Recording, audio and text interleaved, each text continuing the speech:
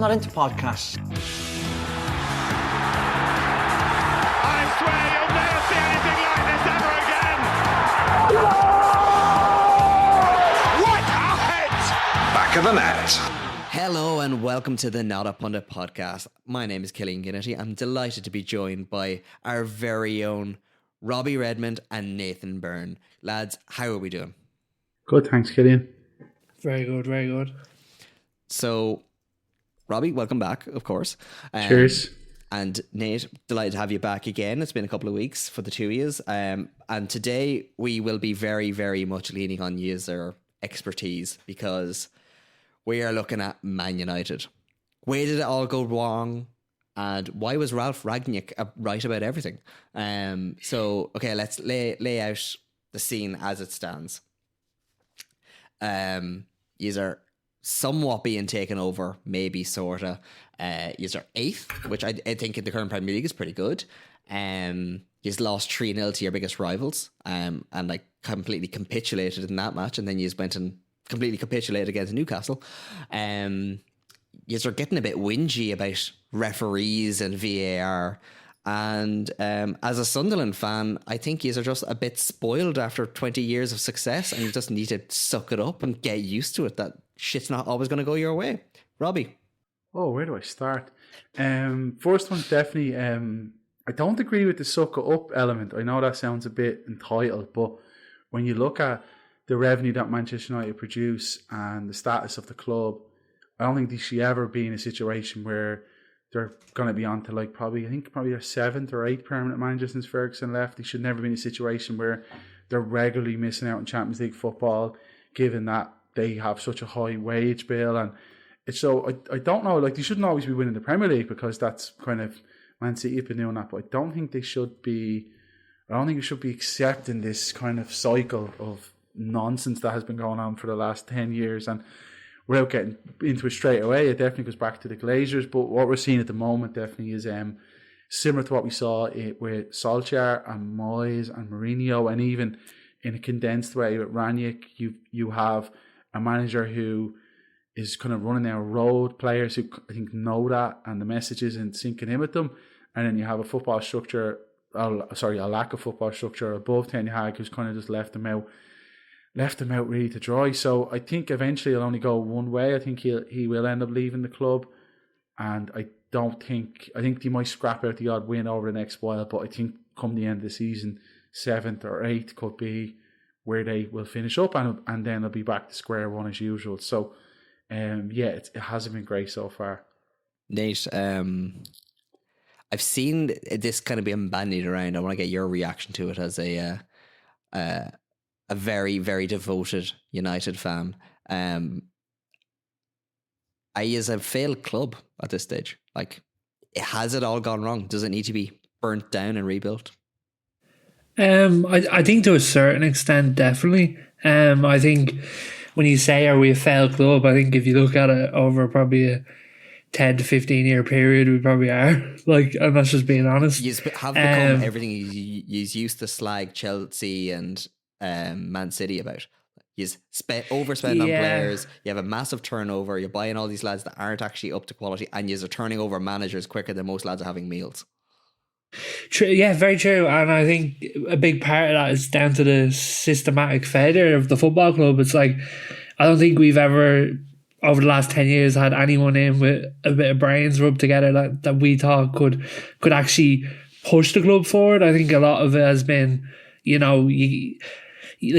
Mourinho, your Oli, it's all just quick fixes at the time. But I think as an organisation, you have to look upwards.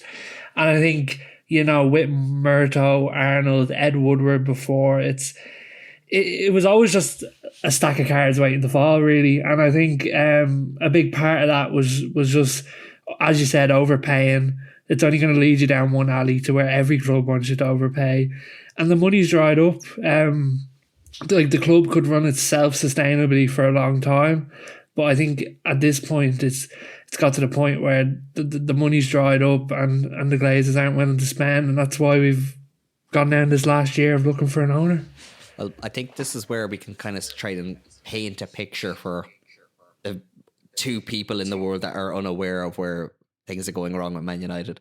Robbie, let's start with let's go for the big one: finance and ownership. What is happening with them? Because from the outside, they have money to burn. Yeah, they generate enough money to have a sustainable football club, and that's what's always kind of got me. You see a lot of people on social media mostly, and most of it is tongue-in-cheek, probably taking the piss out of United fans. But I remember Graham Souness was particularly saying, well, the Glazers are good owners. They've given Man United money to spend on players. Like that's completely wrong. That needs to be nipped in the bud. The Glazers haven't put a cent of their own money into the club. So it's always been Man United's money that they generate. Now, the Glazers went out and maybe they got those commercial deals in Asia with noodle partners and all these other ways if they've monetized everything. But then the club doesn't know how to spend that. And then the actual infrastructure of the club now is falling apart. Like the stadium is leaking. Not that long ago, there was talk of mice infesting it. It's shown its age, and the Glazers aren't willing to put any money in to renovate it. So that's where Radcliffe is coming in. They haven't finished sweating the asset really. Like they know, or they feel that they can probably eventually, maybe one day, the way TV rights are going, maybe one day they could get 10 billion for the club, which isn't bad when you didn't buy it with your own money. And I think that's where the trade-off at Radcliffe will be. Radcliffe takes 25%. He takes control of the football side of it, because ultimately that's a good thing for the Glazers, because they haven't got a clue, and the people they've appointed don't have a clue. And in return, they're probably thinking, well, hopefully we'll get the stadium fixed up. This guy will put manners on the football side of it. And then when stuff like the Club World Cup comes in, the new FIFA expanded tournament, or this new Champions League where it's a lot easier to qualify and there's more games, and the next round of TV rights, if streaming companies start really coming in, then we might get 10 billion for this asset off Qatar or wherever it might be in maybe 10 years' time. So they're not finished milking it dry yet, but you can't go too far. If you're looking for the problems, you can't go too far from the Glazers and the people they've appointed. So I'm glad Qatar didn't buy them, but also I would have liked to see the back of the Glazers. So I'm kind of a bit torn that way. Yeah, and I think one of the big things just that you touched on is what we actually saw with the accounts that came out. I think it was last month, the quarterly accounts, is Manchester United as a football club have 30 million in the bank. A football club of that size, they've 30 million liquid cash in the bank. Like half of if they were to sack Ten Hag tomorrow, half of that money would be gone. And just to put in proportion, that's how much money they have in their reserves.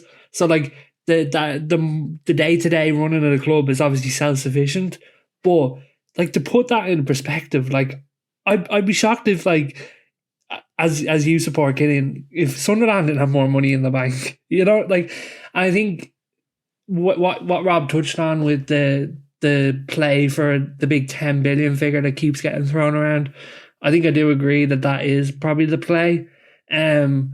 Obviously they tried it with the Super League and the backlash they got off that, but I do think with the new streaming rights and the ever-growing size of the Premier League, that they see that ultimate payday. It's just, as a Glazer hater at this point, I hope they never get to that point where they can cash in for 10 billion. But so obviously there is issues with the Glazers' ownership, how they acquire and all that. They haven't been afraid to spend on players. They have invested, and ultimately it's the structure that you can say that they put in place, but they haven't put in a sporting director while every other club in the world has. They have no identity to go and sign players for. You're signing Ten Hag to play the Ajax way, and then he comes in and goes, yeah, we can't do that because what you have there is fucking shite. And then he goes and sign players that don't fit into his own system. Rob, it is all a bit of a mess, and I don't think you can really hammer the Glazers too much on that. You could say, like what Sunderland had with their American owner, Ellis Short. You spent all the money and maybe the heart was in the right place, maybe for the wrong reasons, but ultimately it's all about growing the club and getting it into a better position. But that they just don't have enough of a clue to put the right people in charge.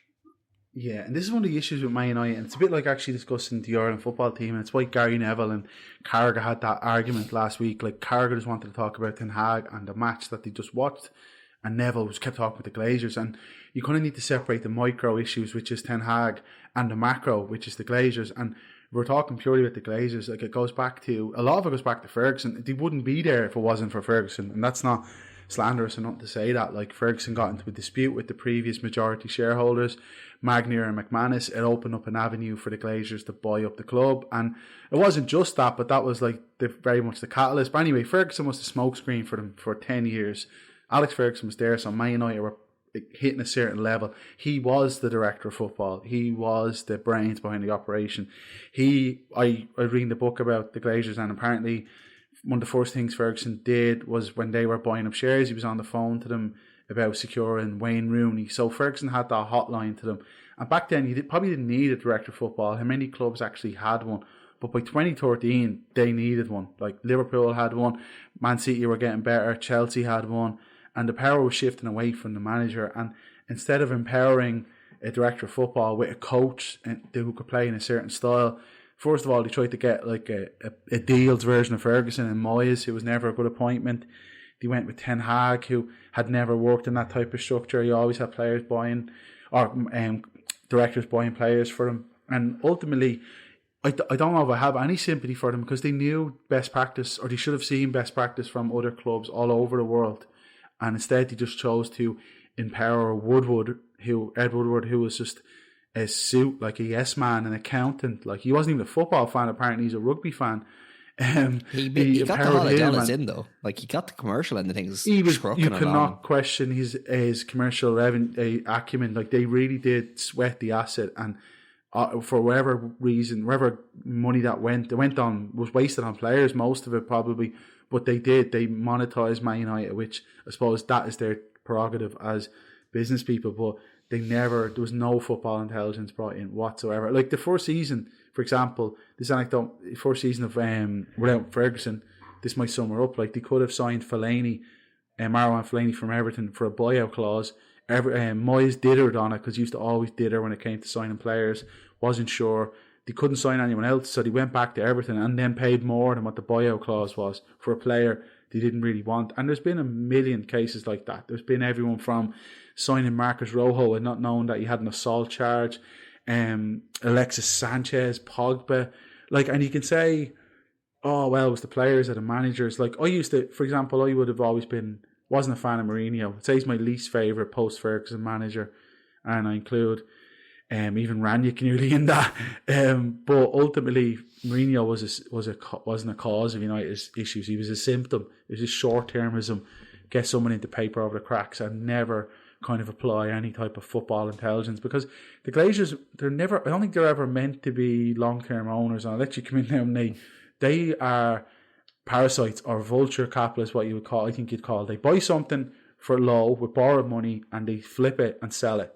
And they were never meant to really run the club the way, I know they get a lot of stick, but FSG has ran Liverpool very intelligently, and they've appointed Klopp and directors of football, whereas the Glazers, I see them more as like almost like absentee landlords. Like, they've bought a property and they're just trying to basically flip it for a higher price, and that's where the issues have come.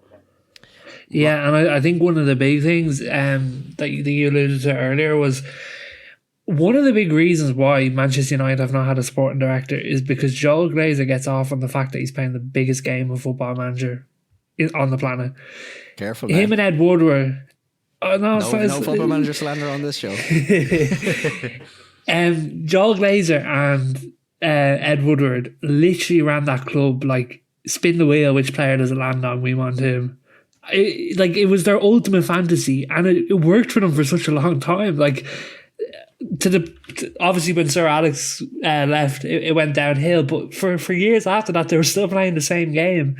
You know, if they wanted Di Maria, like, all these big players, like Pogba, they went out and bought the money, and they looked like the big shots, you know what I mean? But because there was no structure, and it was just a game of Football Manager, you never saw the results on the pitch. And to me, that's sort of unforgivable, and it's the reason why that family is so hated in Manchester. It's because it's their ultimate toy that they get to play with. And a huge part of that is the reason why they won't sell for $6 billion is because Joe Glazer loves running that club, like managing it day to day, like it's his, which it is his. But you know, there's a point where it's like gross negligence, and it's like the club's in $1 billion debt, like sort it out, mate. Like it's your company, sort it out. But they've no desire to do it. So they got to play their game for years, and now they get to look to cash out. Just picking on one of the points, Rob, that you mentioned there, and kind of the general vibe between the two is Ed Woodward maybe more to blame for the situation that they're in than the Glazers? Because was he not meant to be the one that was hired to be like hand-holding them and kind of like, here's how you run a football club? And he put in no systems. Well, he was actually kidding. He was part of the takeover. He worked for JP Morgan or Goldman Sachs, I should correct me, one of the big banks. And he was part of the takeover. And he obviously liked the cut of him, and he got him on board to kind of increase the value of the club. And then when David Gill left, he moved into that position. But David Gill doesn't come out of this smelling of roses. Him and Ferguson, I think, they get a bit of a free ride a lot. Maybe fans have forgotten, and there's bigger issues at play. But they legitimised the Glazers for 10 years, basically.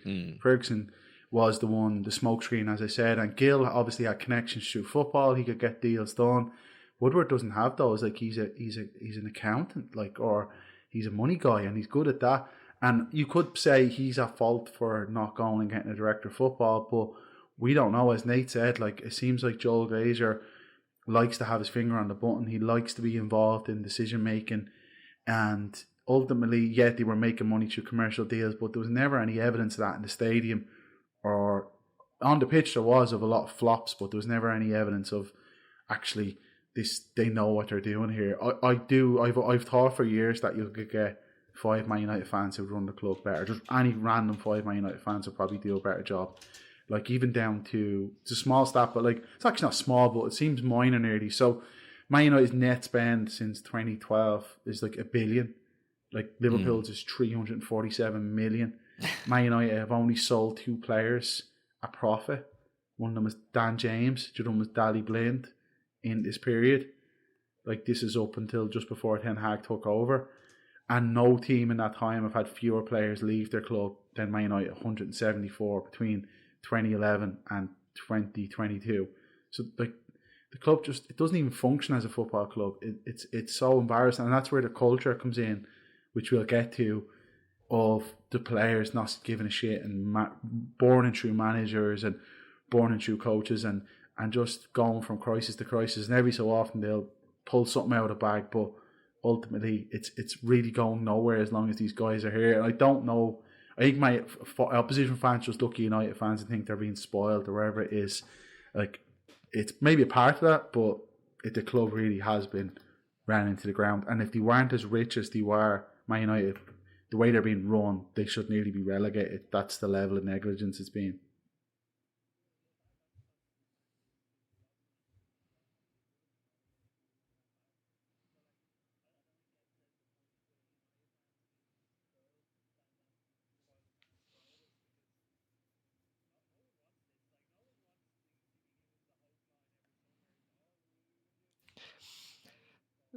Just very quickly on that, I can tell you exactly why.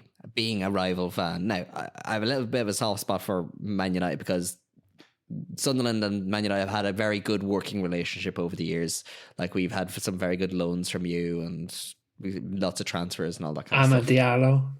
Yeah, absolutely.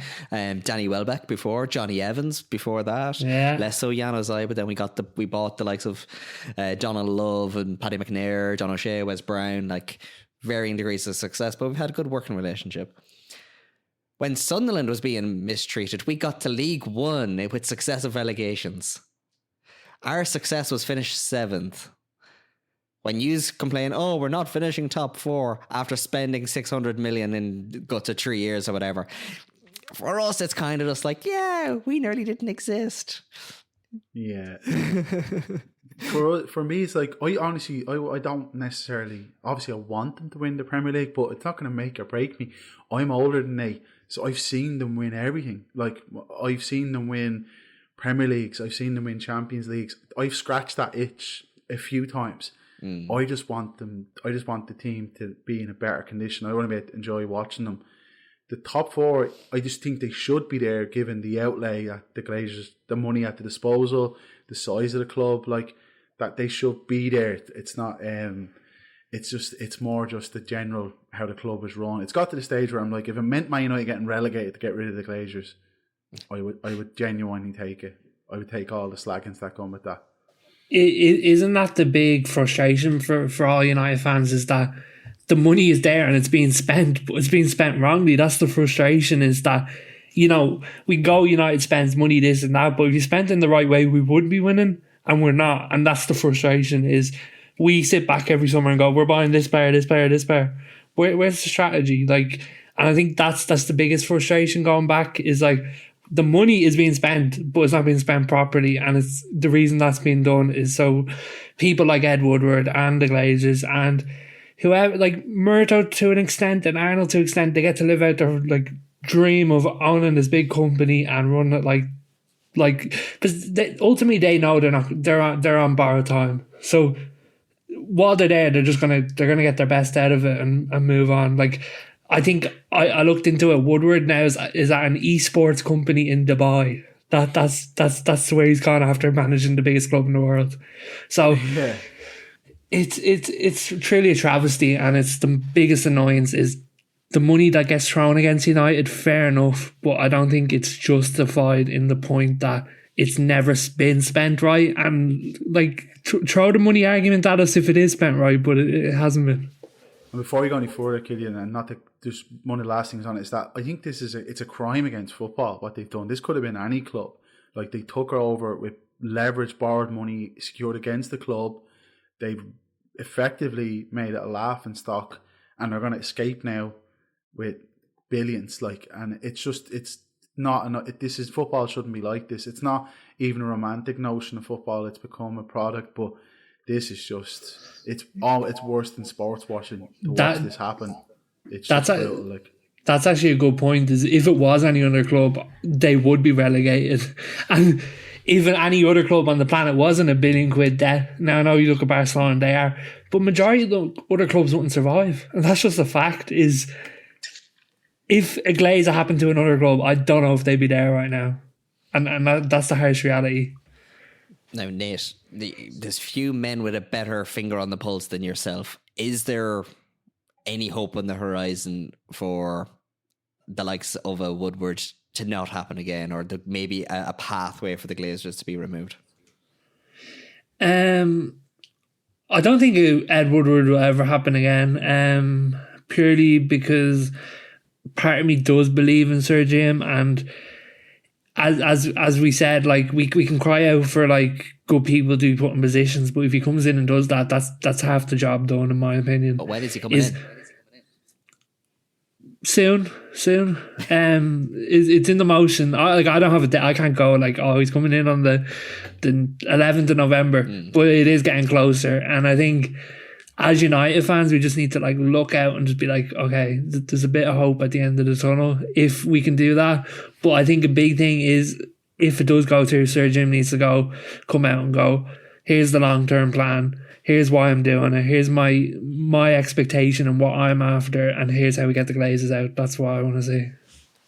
Now, the other kind of issue that, regardless who is owning the club, that they're going to have to inherit or deal with is the playing staff and those associated with them. It seems to be all a little bit, I don't want to say toxic, but definitely kind of fractured, Robbie.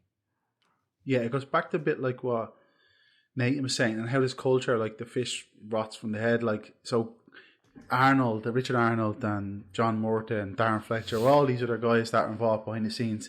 As Nate said, they're going through the motions. They know there's going to be a clean sweep maybe when Ratcliffe comes in. They know they'll move on. It's no different to the players, like, no different at all. Like, so there's no sense that any of them are buying into what Ten Hag is saying. Maybe it's just when things get tough, it's easier for them just to kind of down tools completely. And also, for example, like say players like McTominay and Maguire, like Ten Hag wanted to get rid of them. Now they're nearly key players for him. So even though they're playing well, he's lost them. You know that way. It's going to take a lot to get them back on side because the club doesn't have the mechanisms or doesn't have the intelligence or the contacts to sell players that the manager doesn't want, and they don't have the capabilities to bring in. Well, they have brought in a lot of players he wanted, which isn't a good thing.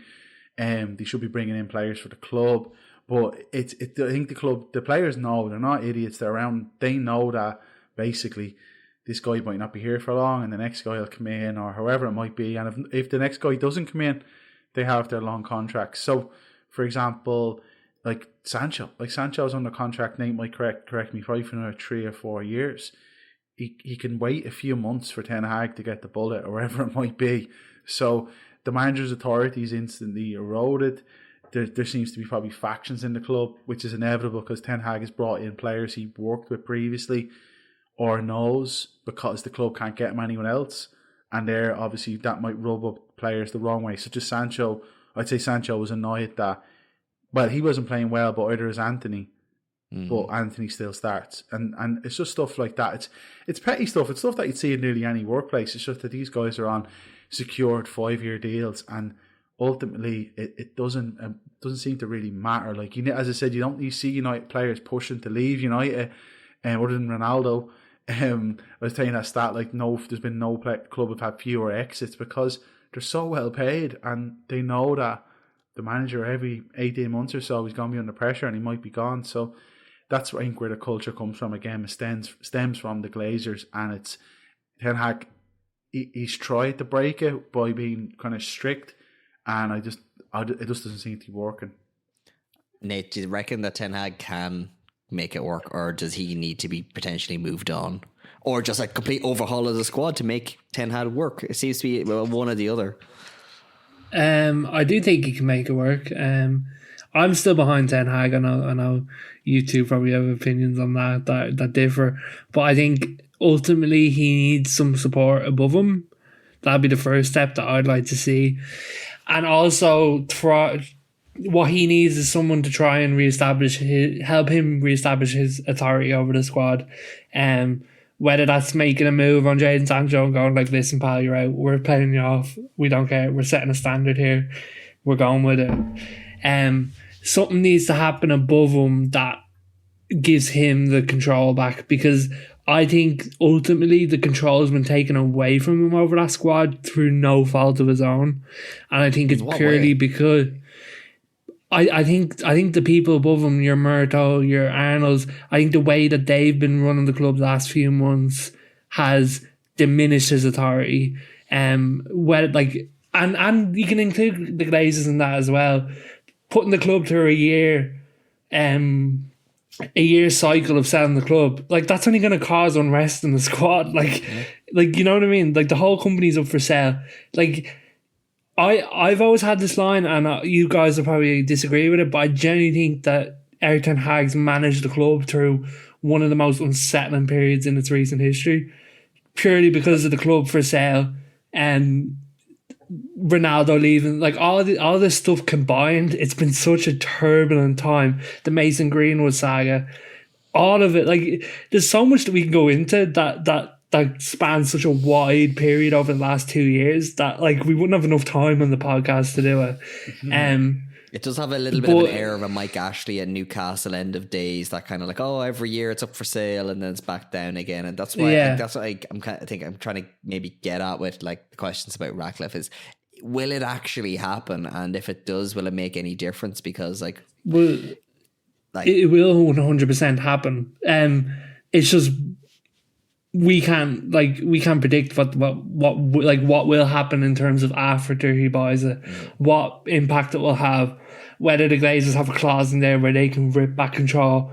Like, I think one thing is the Glazers are parasites. Like, they're going to have some way to get control back. They're not just going to give it up for no reason. Like, 100% they will have a way. Like, you don't just give up control of a whole part of your business when you still own, like, 50% of it. Like it just doesn't happen. So I'm more worried on that part. What way the Glazers will try and scheme the deal into their advantage, because ultimately it will be, and I think we all know that. I think by the time that, if or when that does happen, I think Ten Hag will be a long forgotten memory or a little blip in the past, because I think if Ratcliffe can get in by New Year, he'll have his sporting director rumours that you told me before is Paul Mitchell, and then his other ones for the running of the club, but most importantly for football fans, I think, is Paul Mitchell, who was the main scout behind getting Son to Tottenham, and he's part of the Red Bull group and Monaco now.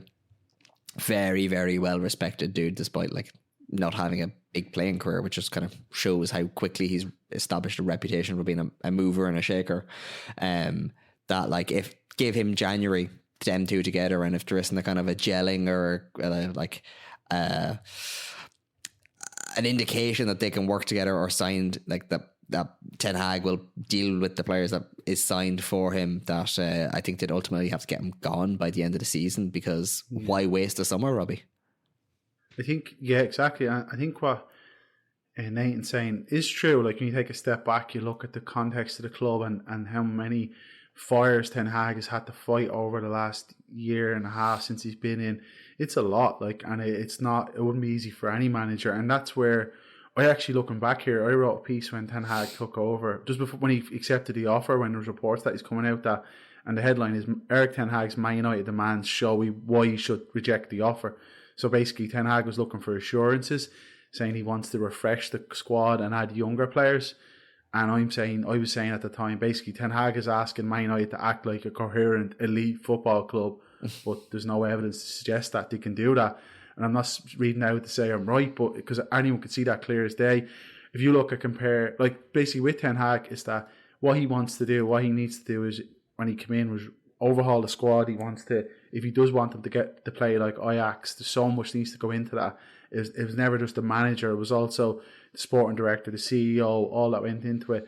Ten Hag doesn't have the level of support to do that. Like, so for example, Klopp took over in 2015 and he decided, didn't make any transfers till the following summer, just took a look at the squad, and then he had players like, I'm looking here, Joe Allen sold, Benteke a year after signing sold, Balotelli gone on a free, and this goes on. Every summer he was changing the squad. Lucas Leiva, Mamadou Sakho fell out with Klopp on a pre-season tour. So 2-3 days later, he was off to Palace for 26 million. Coutinho didn't fall out with him, but sold. And I could keep going through this. Like, basically, what the point of it is that obviously Klopp was, I think he's on a higher level than Ten Hag at that point. But also he had the support of the club. That meant if he did want to make changes, you couldn't do what Sancho's doing right now. You couldn't just hang around in the background, because you'd be gone, because the club would have the means to sell him and then the means to find a replacement. Probably cheaper, probably better, and more committed. Man United just don't have that. So Ten Hag, I think, has always been onto a hiding to nothing really. And I do think when Radcliffe comes in, as Nate's saying, it's going to happen. And it sounds like the Glazers are almost subletting the football side of the business out to him. It's like, and which is a madness when you think about it, and there's so many questions around it. Radcliffe, like anyone's going to want to make a change. And where do you make a change? The dugout, like the manager, it's the first place. It's the most visible aspect of the club. So it could be someone like De Zerbi with Paul Mitchell or Michael Edwards as a sporting director. But I do think it will happen, because by the time the help that Ten Hag needs arrives, I think it could be too late. It could be out of Champions League. Half the squad should hate him, and I just think he just might be unfortunate, essentially. But when Ten Hag came into the club, did you actually think like that we would eventually play like Ajax? Because I never thought that was possible.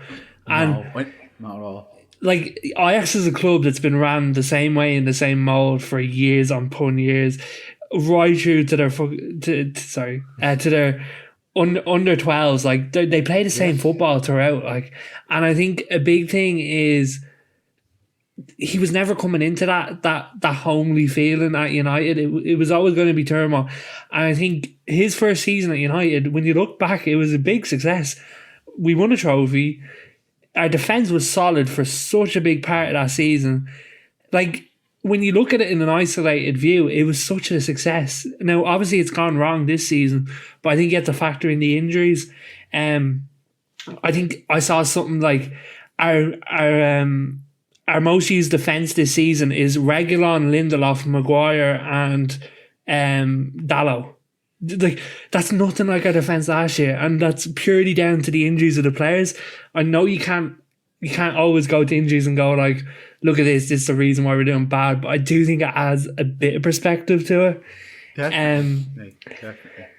And I just think like the Ajax thing is a bit now, like I see from online fans, it's a bit of the stick that's being used to hit them, but it was never going to be that. And I think a lot of people knew that. Ajax-based players now, so they do though. Well, that's what gets me a little bit, Nate, and I do have sympathy for him, and it's never going to be that. And I said that at the time, and that's why I didn't actually want them as the manager. I would have saw someone like, and people laugh at me maybe, I thought Pochettino, because he had the charisma, the force of personality. He didn't actually like working with a director of football, and he is managed in the Premier League, which I know that sounds a bit Brexity, but he knew the landscape, and he knew what type of players would work, and the Tottenham team he had was very physical. And I just thought, okay, I could see that Tottenham team, that way it was assembled, working at Man United. With Ten Hag, I never saw that. If you weren't hiring him to get him to play like Ajax and have that success, I don't know what else he kind of brought to the table. And then what was going to happen behind the scenes always meant that he was set up to fail. So he's been criticised for using an agent he knows or signing players he worked with before. He probably has no choice. Like, because there's no other football. Like, it's Darren Fletcher and guy John Murtaugh, who I think, correct me if I'm wrong, Nate, I think Moyes brought him to the club. Like, they're not exactly like at the cutting edge of their job. Like, you've a novice and someone who has never been in this position. Fletcher's the novice, ex-player, and the other guy has never done this before. He's not even director of football, he's football director, or whatever that means. Yeah, like, you're right. Moyes did bring him to the football, and like that's one of the things that irked me when he did get the job, is like, it's just promoting from within, because they're unwilling to go out and get someone that would actually stick to their guns and want to do a good job. Because and that's what gets me with Ten Hag. Sorry, Nate, to cut across you. And if Ten Hag was the elite coach that was required, I think he'd run a mile from that job. And I know it's Man United, but he would look at that and go, "Oh my God, I am going to be a human shield here for the failures of this club." Like, because they've no sporting director, they don't have a clearly identified style of play, like, and there's a lot of egos. Like, look at it. Remember the last few months of Ranić, Nate, like, and the leaks coming out and the atmosphere. Yeah, it was unbelievable. It was horrible. It was such an uneasy period of the football club. Ranić sort of got the bullet because he spoke his mind, like, and I think that's a current factor at United that we've seen over and over again, is if you speak your mind at that football club, you're gone, like you're literally gone. And I think what was it, the big speech? Like, I think Ranić done, what was it, like a 45-minute press conference at the end of last season where he literally went, okay, we need open heart surgery, we need 10 to 15 new players. The minute he said that, he was gone. Like, Joe Glazer was not going to sit around and keep him at that. And make no mistake, that was Joe Glazer that got rid of him. It's someone that he sees that undermines his leadership and the way he's running the football club. And I think a big thing about it is, I think probably the toxicity at the end was probably used against him in the way that, you know, was there that much toxicity, or was the club using that as the excuse to get rid of him? And I think a big part of it was they just weren't willing to go in that direction where you give it to someone else and like you let them run the business for the good of the business. And I think what he said to Murta that he wants Luis Diaz, like so many Vlahovic, like so many players in that one press conference, and he didn't get any of them. So he was hung out with the joy, Nate, the way Ten Hag is in a way, and it came to a stage where he had to protect himself, because Man United managers become memes. Like, Moyes became a meme, like Solskjaer became a meme, even Mourinho became a meme. Like, he was miserable, like he absolutely hated it. And so Ranić, who was a director of football, hired to be a coach, and then wasn't hired to be a director of football, probably got to a stage where it's like, I'm not going to be defending these guys, and I need to speak my mind, and this is what's needed. And I do think Ten Hag could have worked with Ranić because he has got the connections and he has got that overview, but United just didn't go for that, and that's why I always felt Ten Hag is kind of on a hiding to nothing. But also in context, that does make what he did last year impressive. Like, you can't doubt that. I just feel now that his disciplinarian approach, wrongly, they should be listening to him, but I just don't think they are listening to him the way they were before. It was the Ranić thing that kind of, to me, proved that like the club in its current guise anyway is not for fixing, because like he is proven to be a very good coach. Like, look what he's done with Austria, look what he did with Leipzig. Like, he was always their go-to and he always did well. He's the one that actually got them promoted to the Bundesliga. Like, there's a reason why he's influenced the likes of Tuchel and Klopp, and like, he knows what he's on. But in Germany, he's known as the professor, like, because he used to go on TV and explain football. And he's proven at a director's level, like what he did with the Red Bull Group. Bearing in mind, he was over controlling Salzburg, Leipzig, and New York at one stage. Like, the man is incredible at what he does. And then he went into Man United and they said, let's just not allow you to do that, and let's not listen to you, and you just go and play a bit of football while we decide what we're going to do. I genuinely think it is the worst use of a footballing brain that I've probably ever seen. It's unbelievable to hire the director of football on that level who can get a literal energy drink to be a super successful football team, and just go, you just coach this team of players who are absolutely miserable. One of them's Ronaldo, by the way, and he can't accept that. He's in decline and he's not happy. You go fix that, and then we will go look for the real manager, and then we won't listen to anything you have to say. It's honestly, it's one of the definitely top 5 of worst examples of how the Glazers have been operating. But do you know why? Do you know why his appointment came? Like, where it came from? They sacked Ollie was it at that Watford game? Was it four or November 5? 21? Yeah. And they didn't expect to sack Ollie after that. They expected him to win that game. And what happened is they sacked him and they went, oh God, who are we going to get in now? And the fans cried out for Ranić, because not only could you get the manager, but you could also get the person to lead the club after it. And the Glazers and the people at the time wanted to get a bit of the fire off them, and they went, okay, let's get this fella. I don't think they ever had any iota to give him that job after it. I really don't. I think it was always going to be, here, he signed that NDA and that contract, let's get him gone after, and you won't say anything. You know what I mean? Like, it's just, I really do think that's only worse. That makes it worse. But let's play what Ranić should have been. Now, I'm going to be Sir Jim Ginnity. I'm coming into the club. I'm going to put some areas of the club. You tell me what you think should happen. Some of them are going to be fairly self-explanatory, but I'm going to prompt you on these. Robbie, I'm going to start with you. Sporting director. Who should I be hiring? Michael Edwards, who was the sporting director at Liverpool, director of football. And it wasn't just him, but he was definitely the spearhead of what, like, the success Klopp has kind of had. And he also was smart enough, intelligent enough to build a brilliant, like, data analytics department around him. Like, Liverpool had at one point, I think a good few of them have left, but there was guys who used to work for NASA on their recruitment team and analytical team who would, like, design algorithms as ways to measure what players to buy.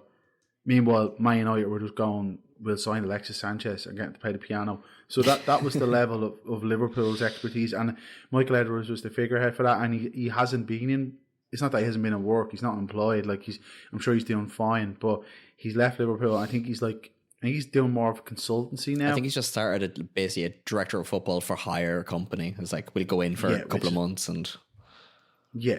Now, that would be my first choice given how it went with Liverpool. So I think that's a no-brainer. And the guy Paul Mitchell as well, he was at Spurs and Monaco, and as you said, Red Bull.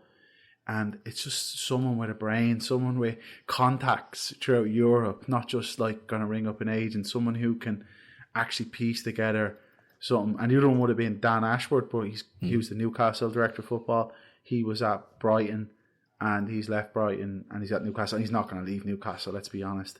But he would have been the option there as well. So there's people out there who can do it, and that would be the absolute first port of call, more than any manager. If I knew this guy was going to come in, clear out half the squad, I would be oh yeah, let's give Ten Hag another 18 months to try make his team. But so I don't know if it's going to happen, but that would be my first choice. Nate, who should I be hiring? I'd stick with Radcliffe's port of call on it, and I'd go Paul Mitchell purely because I think it makes sense. I think he's done the rounds now, and I think he's ready for that next step. He's a Manchester native as well, so I think he'll fit right back in. It's not going to be anywhere where he's out of place. It will be going home to his old city. So I think give him the job. I've been impressed with what I saw from him. Less so Monaco, but I don't know how much he can do at Monaco. Isn't their owner technically on like he has to stay away from football because he's a Russian oligarch? Yeah, because I know one of Sunderland's co-owners is kind of his interim chairman, Juan Sartori. Okay, yeah. So, but I've been very happy with what I saw from him from the Red Bull group and Tottenham as well. So, I'd throw the leap of faith at him for him going forward, I think. Okay. Managers. Should we keep Ten Hag, Robbie? If so, for how long? And if we do get rid of him, who should be replaced? Okay, let's say Radcliffe takes over in let's say January. Let's say I am Jim Radcliffe and I'm taking over right now. Oh, it's happening right now. Okay, so Jim, what we're going to do here is I think you'll give him January, clear out dead wood. I think you'll give him next summer, and I would be giving him, empower him maybe to, or even take away power from him, just to revamp the squad and give him another season, maybe. But I don't see him. I don't see him as that elite level coach that will restore Man United, even if he's given the support. So I would be looking for someone like De Zerbi, who is probably the most innovative coach working at the moment. Brighton conceded a lot of goals, so that would worry me. But otherwise, I think he's been an astonishingly good appointment, and that's who I'd be looking for. But I wouldn't be fully against Ten Hag having another crack at it with that support behind him. But if you give me a dream candidate, it would be a director of football and someone like De Zerbi. Would De Zerbi be a bit expensive to try and get? I would imagine so, and so will Evan Ferguson. But these things cost money, so if Jim needs to put his money where his mouth is, so that would be where I'd go for, nearly regardless of the cost. Nate, Ten Hag, are we keeping him? If so, for how long? And if we do get rid of him, who's to replace him? Well, not a surprise to me. We're keeping him. 18 months minimum.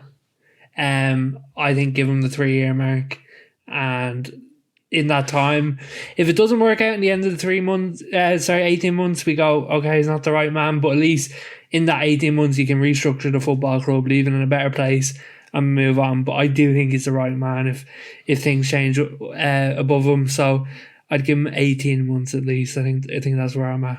And if at the end of that, is there any managers that would kind of tickle your fancy to maybe kind of like, should we be kind of having a wee chat with somebody just in case? De Zerbi's always the one that gets thrown about. I'm not sold on him yet. Okay, I know that sounds a bit crazy, and I know people will at me in the comments for this, but I don't think we haven't seen him at a big club. We've seen him at Brighton. Now Brighton is in the Premier League and doing well, but I think once you go to someone of stature, Man United, it's a totally different ball game. Who would I go for? Graham Potter's name has been bandied about. Oh no. He's not charismatic enough. You're trying to set me up there. You know my opinion on that. No way. Very good manager though. If you want to feel good factor, he can get it. There isn't a manager that sticks out to me right now. There is one that I have in my back pocket. I think Rob, you might appreciate this. Gallardo, the River Plate. the former River Plate manager. Oh. He was there for, I think, Nice.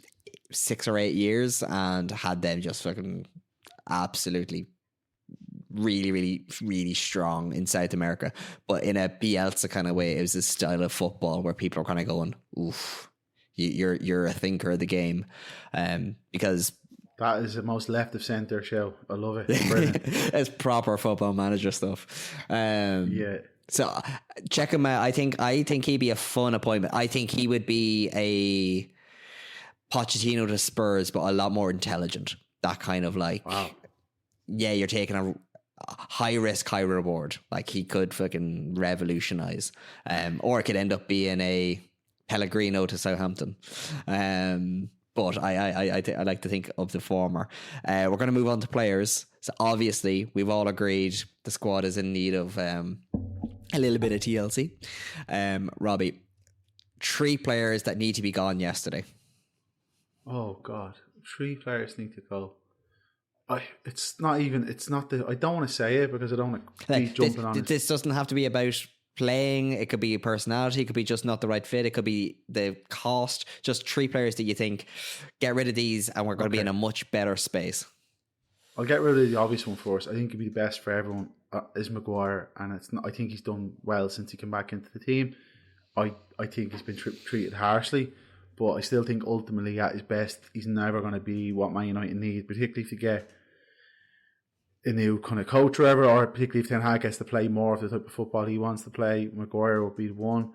The next one's going to be controversial, and I know Nathan might jump on me.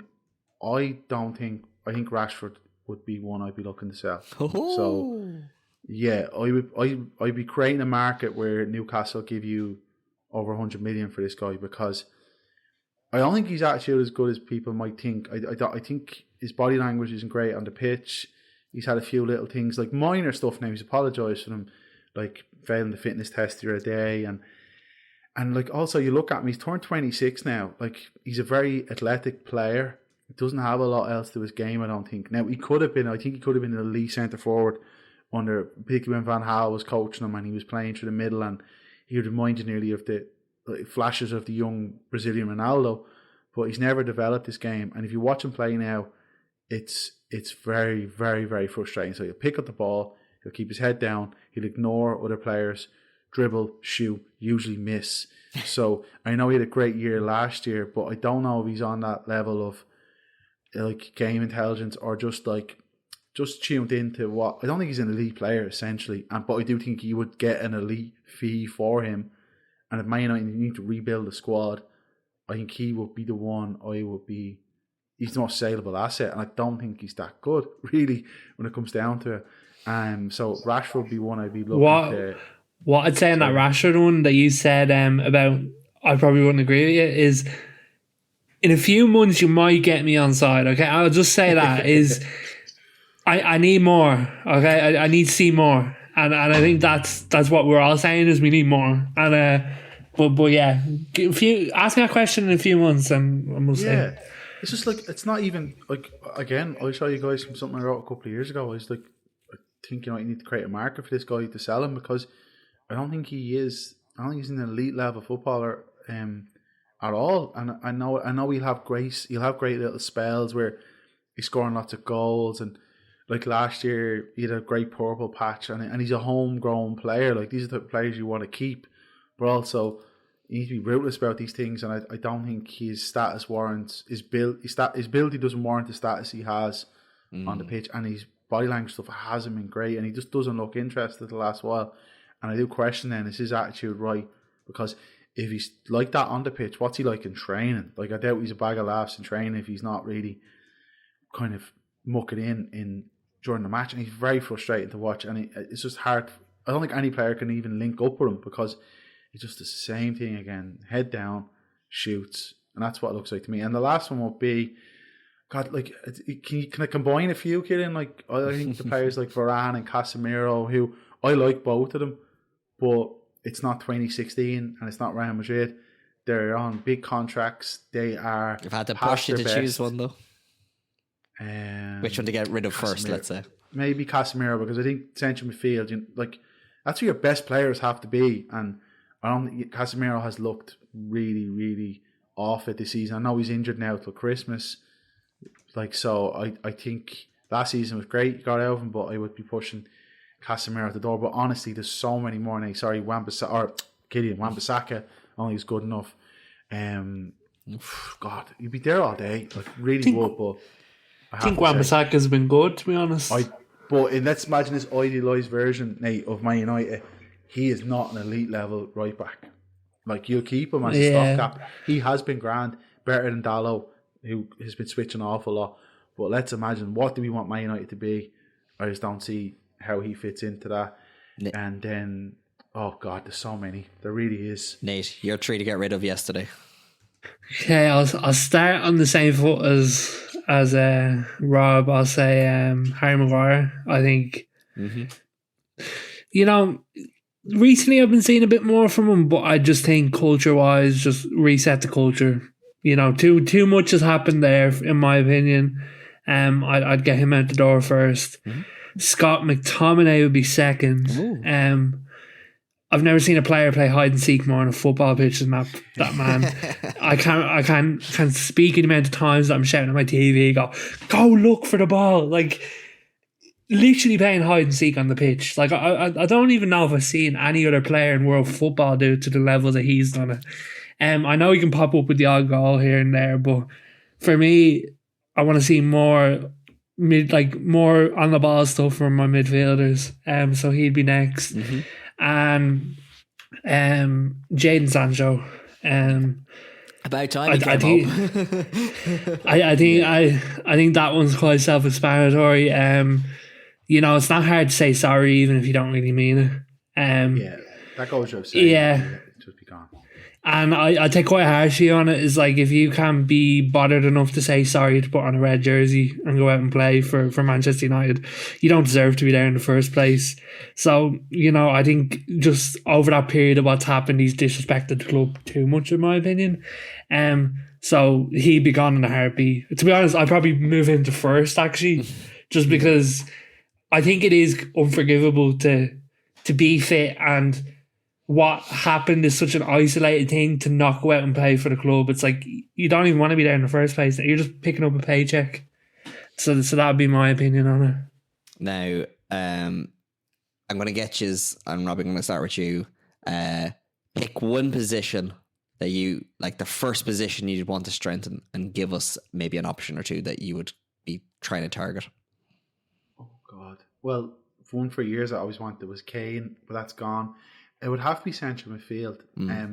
We might haven't, like, we talked about their record buying players has been terrible, but their record of buying midfielders is just, it's beyond terrible. There's no words for it. Like, I think Michael Carrick in 2006 was probably the last really good midfielder he bought, and I'm not counting Bruno in that. I think he's more of a forward type player, but I mean, actual central midfielders, I think, like, it's been proven this season where, like, he doesn't want to start him because he might not be able to get through the whole match. Eriksen, but Ten Hag has no choice but to bring him in because he's one of the only players who can hit forward passes. Like, so I don't have anyone off the top of my head because most of the really good ones are playing for City and Liverpool, and Arsenal. But central midfield would definitely be my first place to actually strengthen the team because they just haven't had anyone decent there in a long time. Nate, pick a position that you think needs to be strengthened right now, and maybe a person or two that you'd like. I'd agree with Rob that the first position is CDM. I think probably, although I do love Casemiro, it's probably the point that we need to get someone younger in there. But I will throw a different position out just as mine, just to spice it up a bit. Right centre back, I think we need an upgrade there, and I've got my man. I want Araujo from Barcelona. That's who I want to partner Martinez. I think he's an absolute beast, and I think he's a quality player, and I paid the money to get him, so that's who I want there. Nice. Okay. Interesting selection, lads. Do we think that these moves, so we have either Michael Edwards or Paul Mitchell or a combination of both in directorship, we have some potentially bad eggs or aging players moved on, we have some positions strengthened, Is that enough to kind of change the culture around the theatre dreams? I don't know. Yeah. I don't know. I've been sold that many false hopes that I really don't know.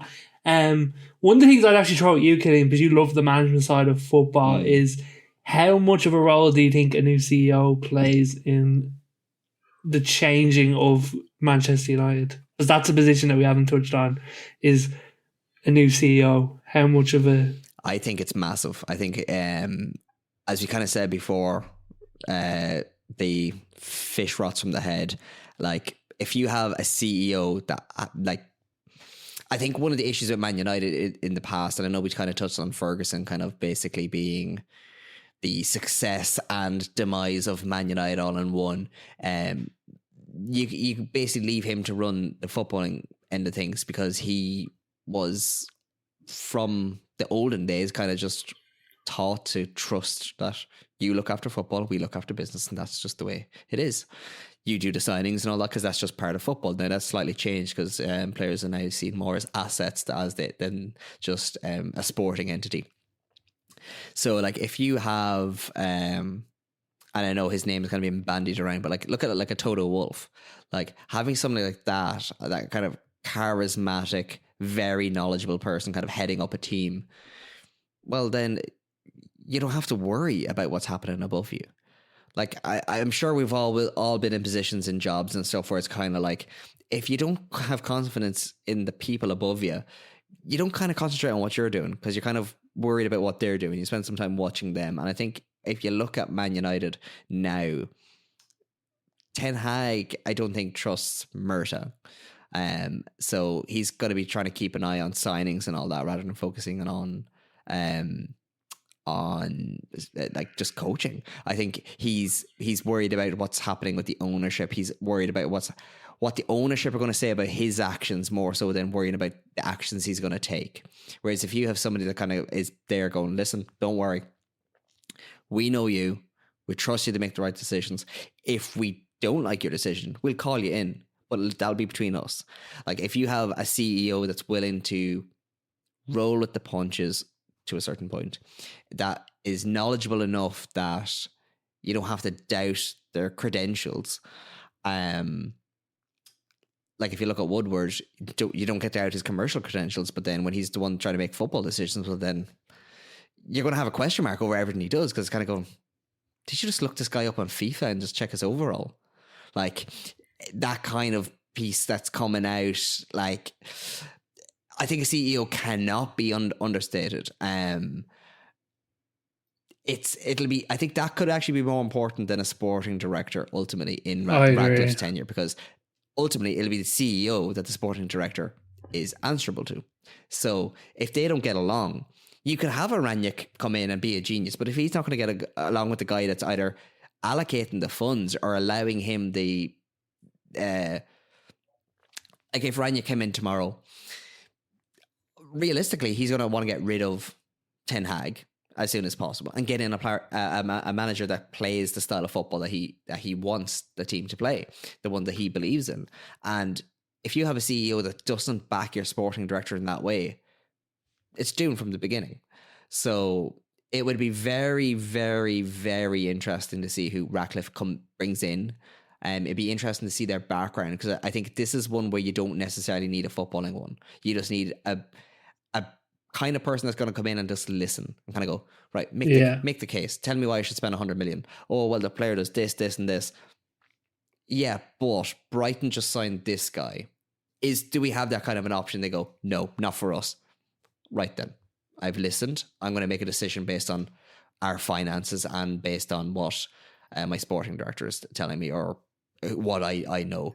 I think if you have that kind of a position in Man United, you see a lot change. Whereas I think, as you said about Joel trying to play football manager, I think you have a lot of people that's trying to justify their own jobs. So rather than being willing to admit when they don't know, or they don't have confidence in the decision, and kind of go, listen, I'm Darren Fletcher. I was a footballer 5 years ago. Don't ask me about these big, don't ask me about transfer fees or like wages or whatever, because I'm going to have a slightly different view to what like a business should. I think you have these guys that are there that are kind of going, ugh, if I don't speak up here, or if I say I don't know, well, then they're going to be looking to replace me. That's not a good working environment, regardless. And that's like, working environment is one thing. And then what that means for a football club, because football, I think, is kind of connected to, like, say, the work that we do in social media and stuff, where it's that kind of like, you do need an element of creativity. And if you're not in a good headspace, you're not going to be creative. And I think football is that kind of same thing. So yeah, I think you're dead right. We should have touched on CEO maybe a little bit more. And I don't know if you agree with me, but I think Casemiro be damned. Let's focus on who's going to come in. I think Total Wolf is such a name that jumps out at me. I really do think he'd be perfect for that role, not only because of his charisma and his just ability to get on with pretty much anyone. It's like when you look at what he's done in Formula One, he's truly changed that team from when it came in. Like he took over at a regulation change when it was basically starting from scratch. This is what this United project is, starting from scratch. And I think he's been in F1 that long that I think moving to a new project like United, he has working ties with Jim Radcliffe at Mercedes as well. They're business partners. So I think it is a bit of a match made in heaven if they were going to go down that route. Like, you aren't going to get him, but having him associated is... Yeah. I'd love to see him involved. I think that genuinely just having him associated is enough, because it makes you kind of go, oof. So that's where they're getting their advice. Imagine what the quality of people that are making the decision. Yeah, exactly. So I'd love to see him involved in some way, but I do agree with you that the CEO is probably the pillar you're going to build on, and arguably the biggest decision. And that's where ultimately, as Nathan, you said earlier about the Glazers clause, like, if they come in and take control in 2 years' time when everything's going rosy, do they topple that pillar? And does it all start again, Robbie? Oh God, like, I don't know. I think on one level, as I was saying, I'm glad it's not Qatar. I really am glad. I don't want United being bought by a state. I don't think you need to. I'm willing to give Radcliffe the benefit of the doubt. I like that the Glazers are taking according to reports, are only going to step away from the football side of it. But I still worry that, like, they're still there.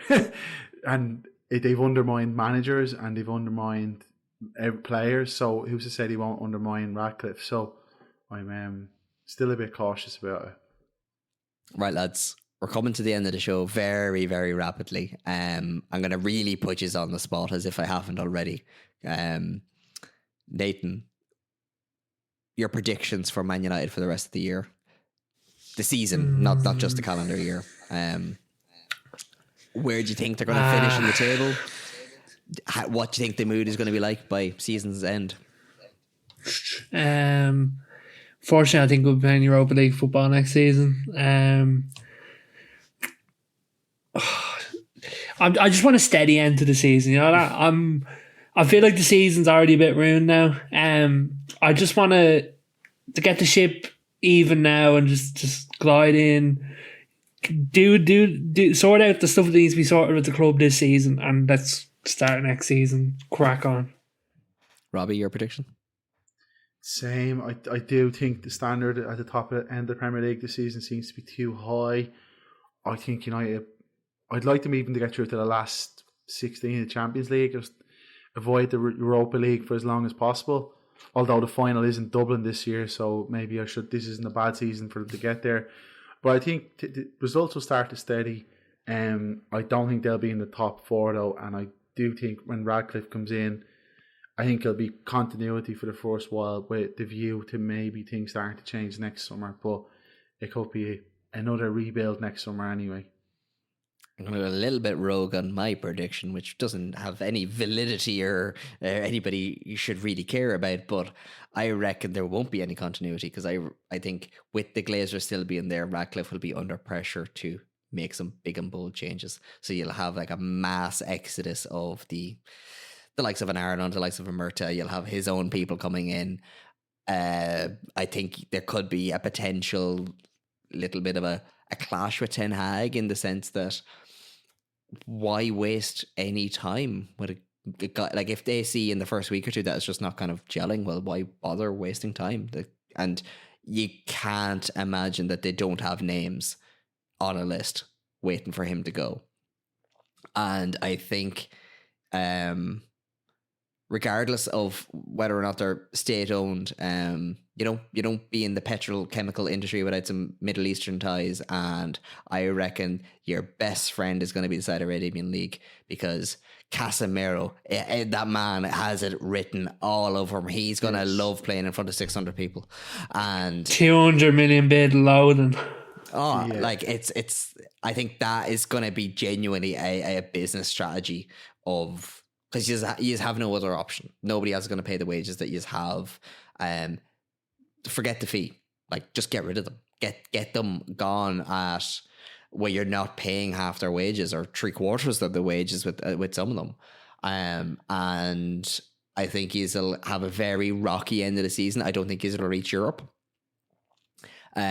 More so on the strength of other teams. Like, when you look at the likes of Villa and Newcastle putting it up to the more traditional kind of big six teams, only for the weakness of Chelsea, I think you might be within the running on the face of it. And I think that you'll have a team that'll be very raggedy by the end of the year, just waiting for the new players to come in, and that'll give you a nice clean slate to work from. So what you're saying is Jadon Sancho's heading to the Saudi League. That's what you're saying. They all are. They're all going. But gentlemen, my crystal ball is put away, as is yours. We've come to the end of our show. I want to thank you very much for your knowledge, and I can only wish you the best for the coming years under Glazer's ownership as it continues. I've been Killing Unity for Not Up On It, and my thanks to Robbie Rippon. Thanks, lads. And my thanks to Nathan Byrne. Thank you. We'll chat to you again next week. Give us a follow on social, do all that stuff, and we'll talk to you then. Bye. I'm not into podcasts. I swear you'll never see anything like this ever again. What a hit! Back of the net.